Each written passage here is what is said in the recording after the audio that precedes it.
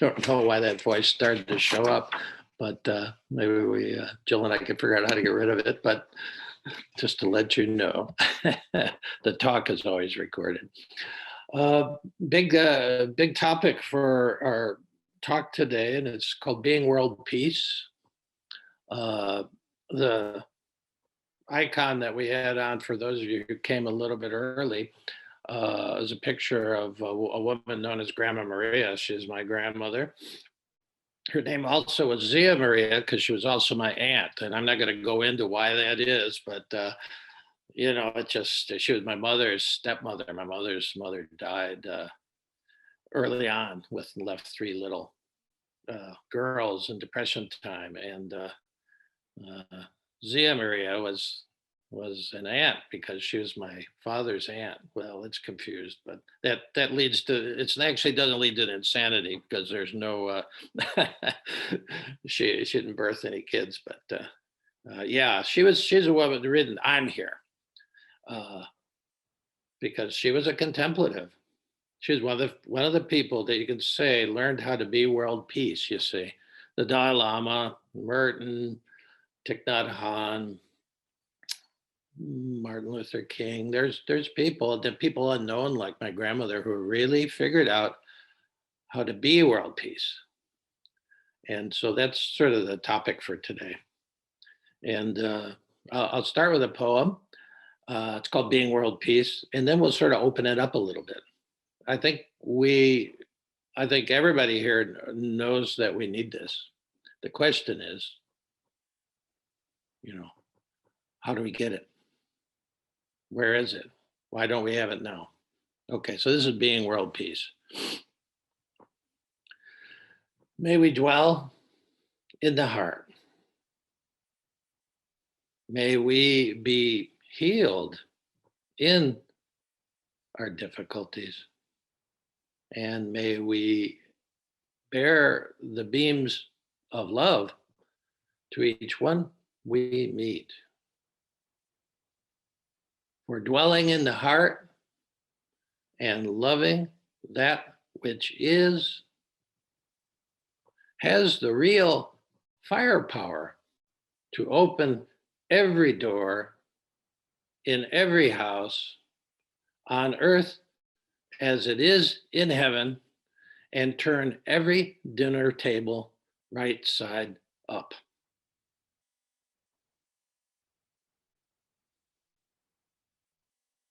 May we dwell in the heart. May we be healed in our difficulties. And may we bear the beams of love to one and all. For dwelling in the heart and loving that which has the real firepower to open every door in every house on earth as it is in heaven and turn every table right side up. Yeah, the poem just sort of came through me this week. I want to open it up a little bit. That's what we do. We sort of open up text and then sit with it for the meditation part. We sort of let it actually marinate in a way. And then we have a chance to talk about it or anything that rebounds in our conversational period. The beginning part is really like aspiration, a prayer, an aspirational prayer. May we dwell in the heart. If you want to be, we want to be world peace. You have to more and more dwell in the heart, not in the left brain. Left brain's important. It's a great evolutionary step. You will not even find personal peace up there. If you really tried, if you really paid attention, up here is not the place to find peace or be peace. There's always there's always a duality up there, and that's the nature of the left brain, and that's fine. But don't look looking for love in all the wrong places. It's the same as looking for peace in all the wrong places. Uh, so first of all, the first step in being world peace is to aspire to and to practice dwelling in the heart. Dwelling is also a word that means home. Home is where the heart is, they say. And I think that's actually one bit of conventional wisdom that actually appears to be true. A lot of conventional wisdom isn't true. Curiosity killed the cat. That's total bunk. No Buddhist knows, every Buddhist knows that. Curiosity made the cat that we call the Buddha, you see. So not all common wisdom, conventional wisdom is true, but home is where the heart is. May we, and I really, this poem evolved during the week, and the we is important, the royal we. We're all in this boat together. We're not going to get world peace for some people, you see. So may we dwell in the heart, all of us here, all of us on the planet. The second aspirational prayer is may we be healed in our difficulties, not from them, but in them. And that's a deceptively important line, not to slide past too fast, that's where the healing happens, in the difficulties of life. That's what Pema Chodron calls the challenge zone. There's the comfort zone, the challenge zone, and the trauma zone. No change, positive evolution happens really in the comfort zone or the trauma zone for different reasons. If you're comfortable, just, you're totally comfortable. There's no stretching, there's no evolution. And if you're in a traumatic situation, like many people in the world, in war or whatever, you freeze. You just can't evolve. The challenge zone is where the evolution is. And we're talking about evolving into world peace, you see. And so may we be healed, made whole in our difficulties. So you have a totally different kind of idea of difficulties. It's not like, why, there seemed to be one problem after another. Well, that's the quantum universe. That's how it evolves, one problem after the other. And, we're a little pissed off about it. At least I am most of the time. Just you get everything all set and then the toilet backs up or whatever. Doesn't matter. May we be healed in our difficulties, a totally different frame of mind. And then you can welcome whatever arises, difficult, messy, crazy. Oh, yeah, this is how I heal. This is how I become whole, by holding it all, you see. Anyway, so may in the heart, this is like a little bit of a Russian doll kind of thing, because it all starts with, if you dwell in the heart, then you can take those difficulties into the heart and dwell there, abide there with them, whatever, and deal with them, of course. Toilet backs up, you work on it, but you deal with the emotions involved when things don't go right. So may we be healed in our difficulties. And finally, may we bear the beams of love to one and all. We have to be vehicles of love. And love isn't always sweet, as we've been having a little dialogue on grace. Grace is the constant love of the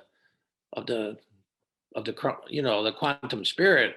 We call that grace, the showering of love. But sometimes it's tough love, sometimes it's gentle love, sometimes it's fierce love, sometimes it's friendly love. As Merton said, my ruin is my fortune.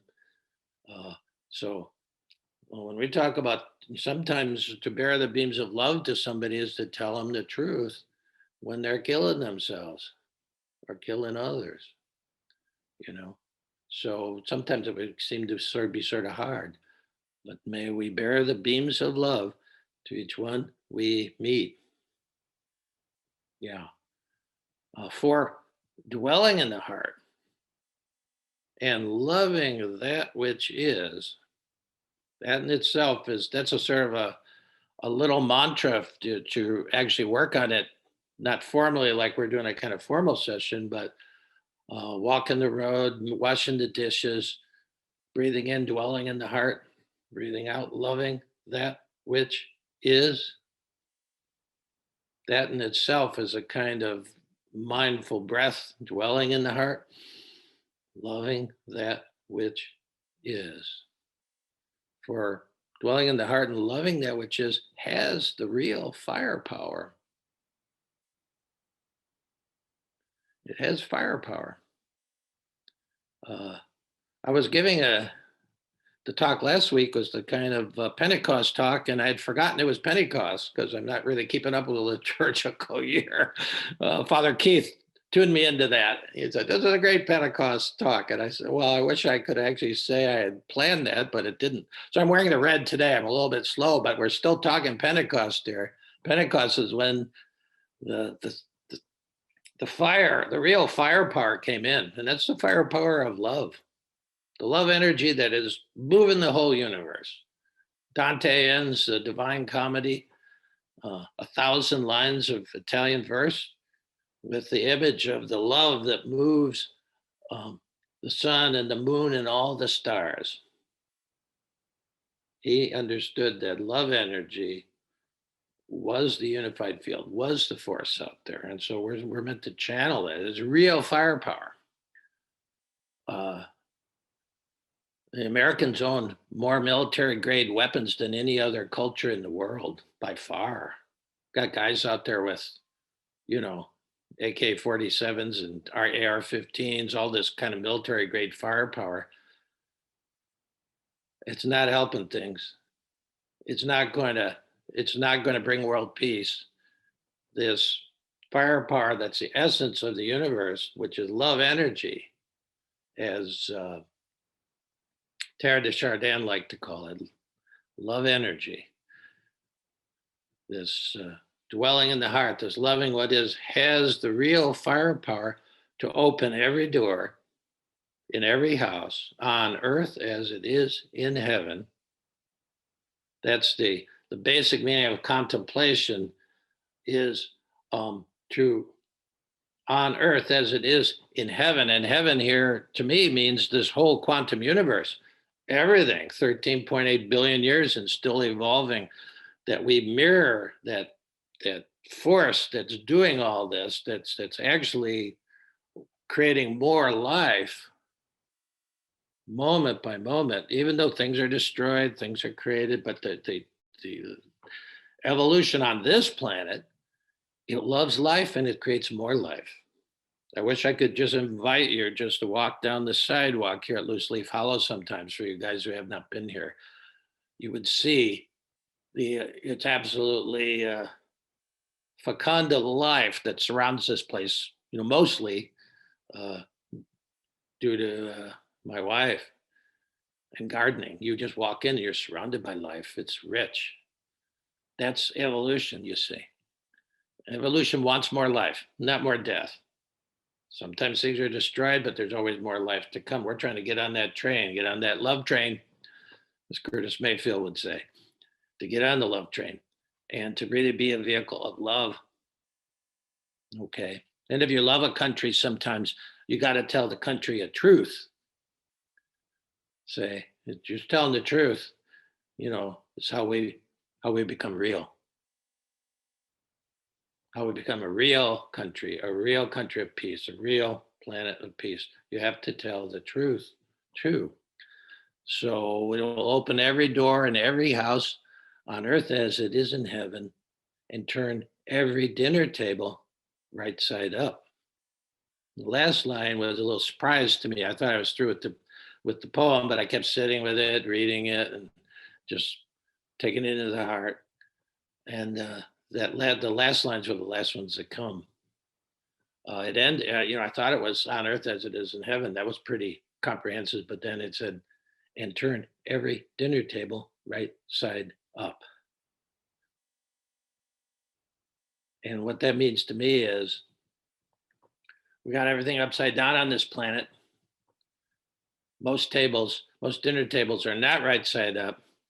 A lot of hunger on the planet, a lot of injustice. It's sort of like Martin Luther King said, love is sort of tepid if it doesn't lead towards justice.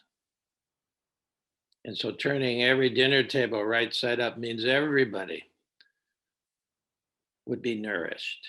And as long as there's injustice anywhere, as a king said, there's injustice everywhere. See, and that's the force of love. If that picture of my grandmother, which is an icon for me, looking at it 10 feet away here.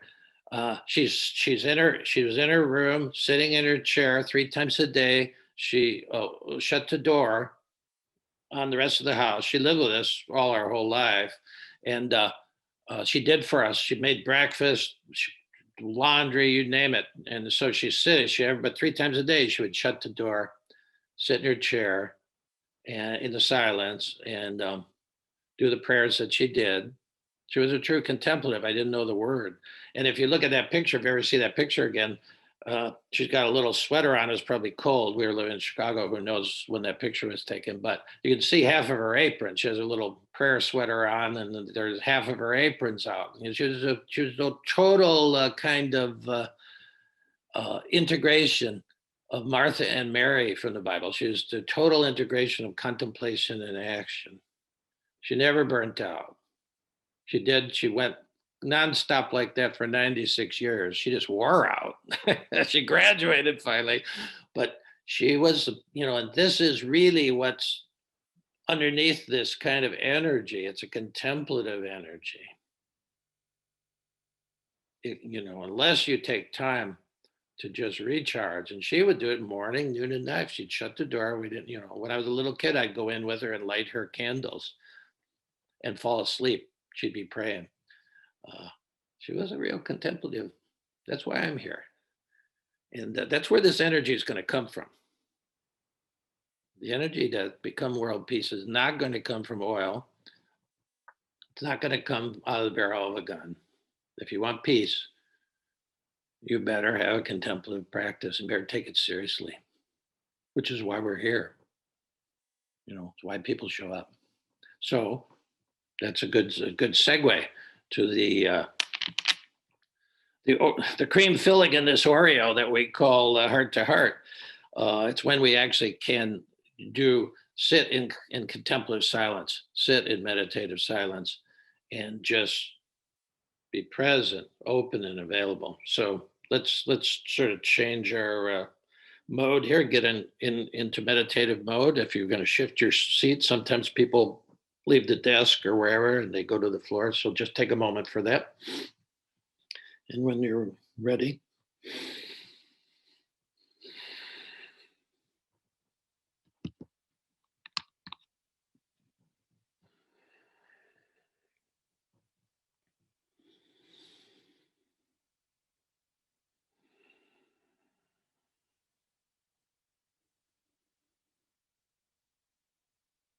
this dance that we do every Sunday in Heart to Heart, well, this is a real central part of the dance itself, from teaching, inspiration, hopefully, to contemplation, meditation, and then finally to conversation. It's all different forms of the same dance. So here's a few words to lead you down into a deeper dance.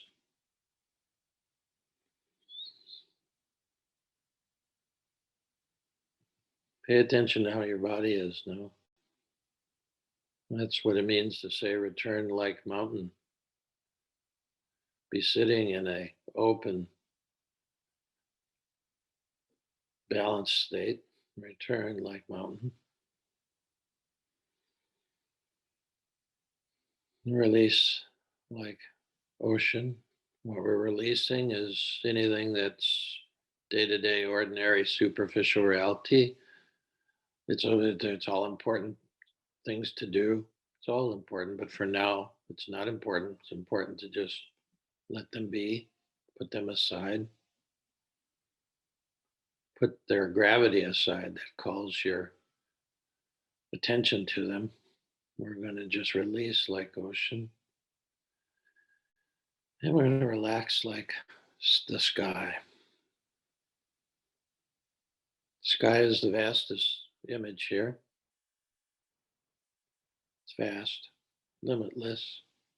We're going into that kind of space now, and we're going to try to just relax everything. So if you notice anything uh, at all tense, any part of your body is all tense or grippy or anything like that, just let it be relaxed. Just withdraw your tightening from that place. So relax like sky. And we can rejoice that once again, we are present, open, and available to join the primordial dance, the celestial dance, the eternal dance, just by being present, open, and available.